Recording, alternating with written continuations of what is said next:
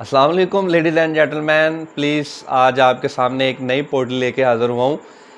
آج یہ جو پوئٹری میں کہنے لگا ہوں یہ بندہ ناچیز اور بے مایہ انسان نے خود اپنے ہاتھ سے تحریر کی ہوئی ہے۔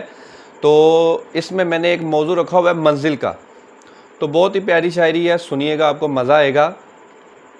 تو اس کا پہلا میں آپ کے سامنے شعر رکھتا ہوں۔ فقط منزلوں کو دوش نہ دیجیے، فقط منزلوں کو دوش نہ دیجیے، یہ راستوں کو عام کرتی ہیں۔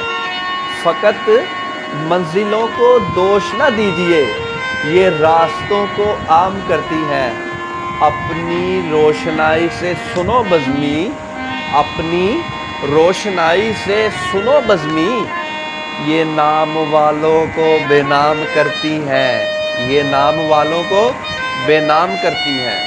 تو پلیز لیڈیز اینڈ جینٹلمین اور میرے پیارے پیارے لسنر، مجھے سننے والوں، آپ کے سامنے یہ ریکویسٹ ہے، اگر میری آپ کو ویڈیو اچھی لگے تو پلیز اس پہ کمنٹ ضرور کیجئے گا۔ مجھے آپ کی رائے اگر ملی تو میں ضرور اس سے اچھی پوئٹری لے کے آپ کے سامنے حاضر ہوں گا۔ اوکے، اللہ حافظ، فی امان اللہ۔